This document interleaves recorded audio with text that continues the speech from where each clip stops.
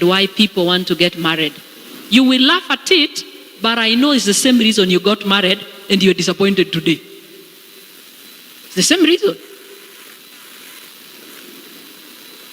So we got into that discussion until someone sent me a question during our Q&A written and said, can you just handle something on homosexuality, pornography, and masturbation? So quickly I knew there's a problem. There's a problem. We began to handle those topics, and the questions were numerous. When we were done with that session, it's almost 7 p.m. A group of young ones came to me and said, we must talk to you before we go. Before you go, I know you want to go. It's 7. I know you want to go, but we must talk to you. So I said, fine, let's talk. What did we leave out? And they have nothing to hide. And they said, we are lesbians. And there's no one who's willing to listen to us. These are church members. These are our children. And there's no safe, they call it a safe space in church to talk about it. So someone asked me, how can I go about it, Pastor, without having to be told that I must leave my girlfriend or boyfriend? No, this is girl boy. Eh? A fellow girl, she calls that person boyfriend or what? So if she calls her boyfriend, it means the girl is a what? The man. If it's girlfriend, boyfriend, then she is the woman. And they say, what? I don't feel like leaving her right now. How do I fight it? I say, am I talking to church members? Are you guys members of this church? They say, yeah, we are members of this church. And I wondered, what are your parents saying about it? They say, they don't know. They don't know. Then there was a little commotion at around 5. And I saw elders move with some young kids to the vestry, the church. 2 boys and 1 girl, around age 4, 5. So when I'm standing with these girls, one of them tells me, I need help. I say, what for? They say, how do you handle a 4-year-old child who's an addict of pornography? Mtu anipatie mtoto yake hapa ya 4 years. Nani yako 4 years hapa? Nani yako 4 years? Nani yako 4 years? Mama wewe hujafika hata 2 yao. Ai mama. Uko how old? Uko how old mama? 2. Nani yako 4 years old? Adasa come mama. Come mama, come. Come. Sasa mama, nywele yako mzuri. Wamekuambia nywele yako ni smart. Nani alishuka wewe? Mama, very nice. Good. Ukirudi nyumbani mwambie alikushika mzuri. Mimi nataka tu tusimame na wewe hapa tuhubiri. That girl is 4 years. So when I say 4 years, this is the person I'm talking about. Huh? A girl 4 years, an addict of pornography.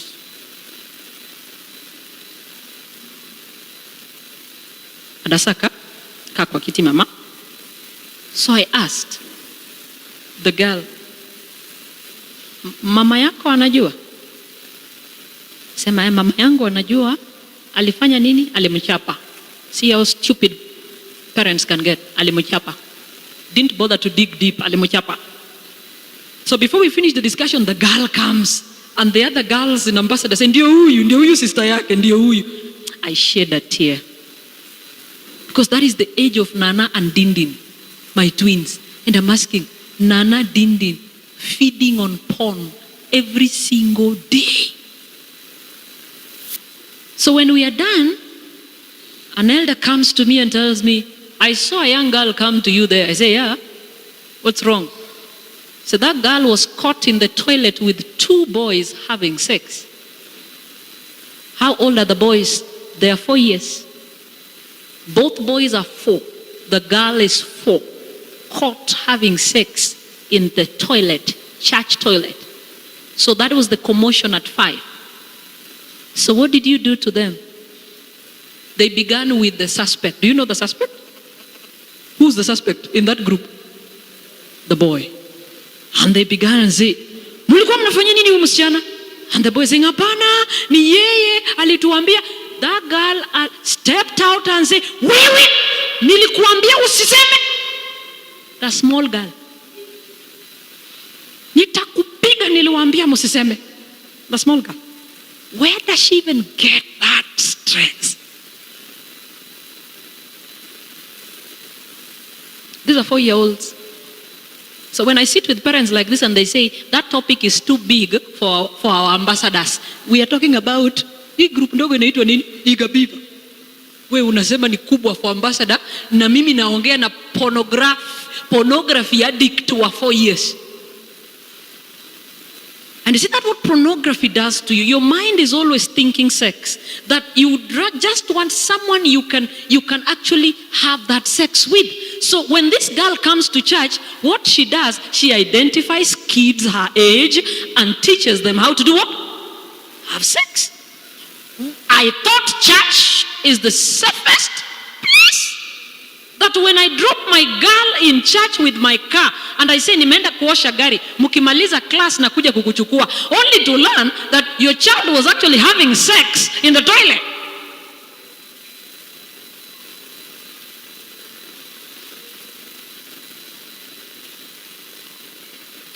They are also caught in school doing those things in the toilet. And a parent does not even care. You don't even know what is going on. The best you can do when you're told is spank your child. And I was wondering, this mother, has she even dug deep to find out how did it start? So I asked the sister, alianza aje ati kwa neighbor, a neighbor introduced a child into porn. And you keep on saying, my kids are comfortable at Mama Nani's place. Let me rush to the market, niangalilie ninarudi. Beba watoto yako kwa mgongo, enda nayo kwa chiro. Ishara ya kuwacha mtoto, ati nimewaachia Sophie mtoto. I trust her. Sophie ni kamati yangu. Ujui hata watoto ya Sophie wanakaaje.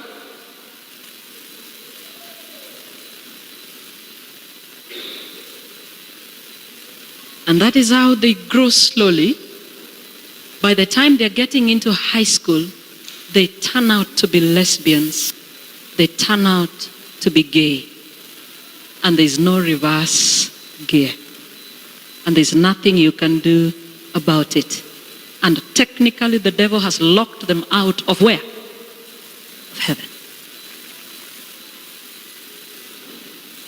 Where were you at that time? So Proverbs says, train up a child in the way he should go, and when he grows, he will not depart from it. The secret lies in training. How do you understand training? Is training for you taking a child to Sabbath school class? That is what you call training. You are wrong. How much have you invested in your child in terms of time, in terms of finances that go into their training? How much?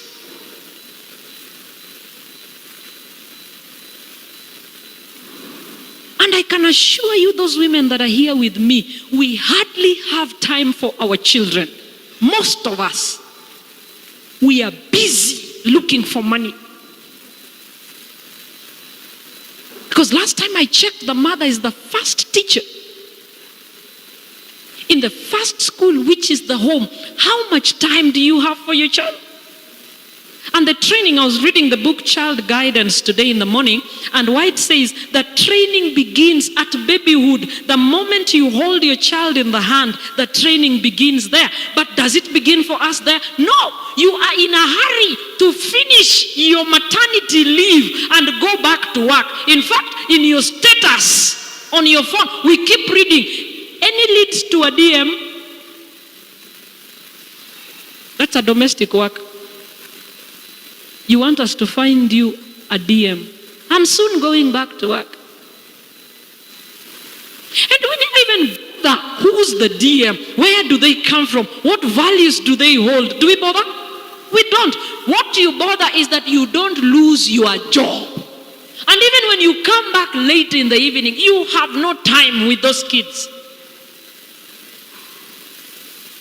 And at times the one defiling them is actually the DM. I know of kids that are today lesbians, courtesy the one they stayed with in the what? In the house. The one they stayed with in the house. So let us stop burying our heads in the sand as a church and continue to live like these issues are not in our church. They are here. We have homosexuals in our church, whether they're gay, they're lesbians, whether they're bisexual, they are right in this church. We have transgenders in this church. We have intersex people in this church. Intersex for me is a biological issue. I wonder why it's jumbled up in this whole group. But these guys have no space to express themselves. I'm not saying we give them space. I am saying they need help. But we have demonized the whole thing. Of course, it's a demon. But the moment you hear a young person says, I am a lesbian, I need help, you run away. I have met one young man who has told me, I approached my church pastor, and that is how it ended my discussion with him. Because the first thing you think of as a church pastor who is a man, you're thinking, this guy will one day also turn me into a what? Into a gay.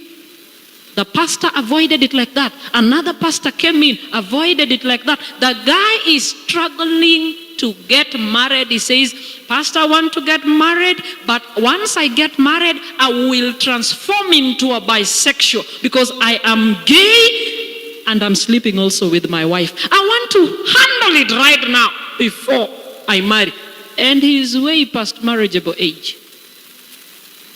Adventists live like these things don't happen. The happy Sabbath. Happy Sabbath again. Panda mlima, panda. Wale wanaenda, wasisumbue wale wanabaki. Wale wanabaki, wasisumbue wale wanaenda. And those things happen right in what? A church. The environment we are living in today, the one introducing your child into it is not a stranger. It's actually the ambassador's teacher. The youth teach. The children's teach. So you can't trust your child with anyone. Proper training must take place at home. When my children leave home, are they armed with certain basics that when they know they should be running away? Are they armed? Are you doing your bit? I take my time. My kids leave to go to church, and we must repeat a whole lesson of if someone touches you, what do? Box him on the nose, scream, run. That is an anthem in my house. No one should see your private part, no one should touch it. Mtu akishika akiona unafanya nini? Piga yeye kwa mapua, piga nduru, fanya nini? Toroka. Is how I teach it. And they know.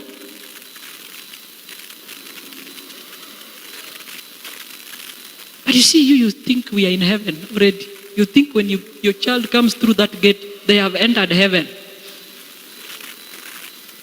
They're not.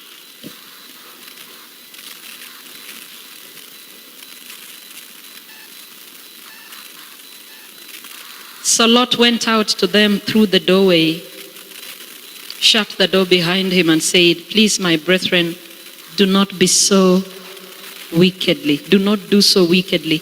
See, now I have 2 daughters who have not known a man. Please let me bring them out to you, and you may do to them as you wish. Only do nothing to these men, since this is the reason they have come under the shadow of my roof. And they said, stand back. Then they said, this one came in to stay here. And he keeps acting as a judge. They had reached a point good has become evil. Evil has become good. If you're sounding like you are normal, you're actually abnormal.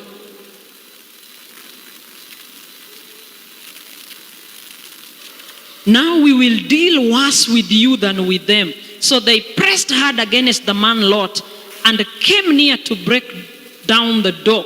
But the men reached out their hands and pulled Lot into the house with them and shut the door. And they struck the men who were at the doorway of the house with blindness, both small and great, so that they became weary trying to find the door. Then the men said to Lot, have you anyone else here, son-in-law, your sons, your daughters, and whomever you have in the city? Take them out of this place, for we will destroy this place, because the outcry against them has grown great before the face of the Lord, and the Lord has sent us to destroy. Finally, verse 14. So Lot went out and spoke to his sons-in-law, who had married his daughters. So it means Lot had other what? Children.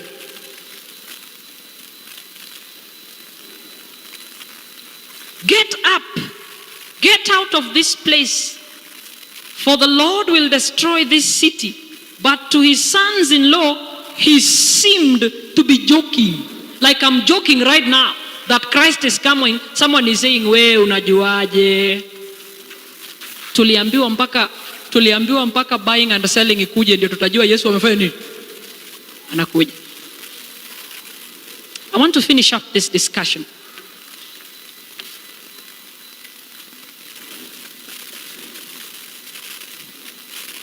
Listen to how Spirit of Prophecy puts it. The mob had wearied themselves out and departed. And Lot went out to warn his children. They laughed at what they called his superstitious fears.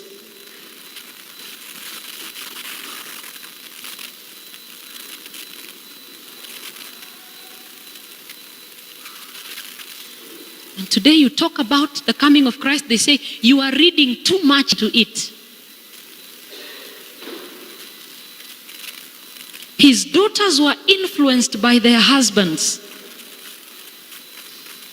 They were well enough off where they were. They could see no evidence of danger. Everything was just as it had been. They had great possessions, and they could not believe it possible that beautiful Sodom would be destroyed. How? Huyu Mungu siawache ni ishi hata kwa hii nyumba yangu 1 year ndiye akuje. Unafikiri hiyo 1 year si kuna watu wamezaliwa? Sophie. Au pia wanataka achelewe tena nini? 1 year ndio akuje.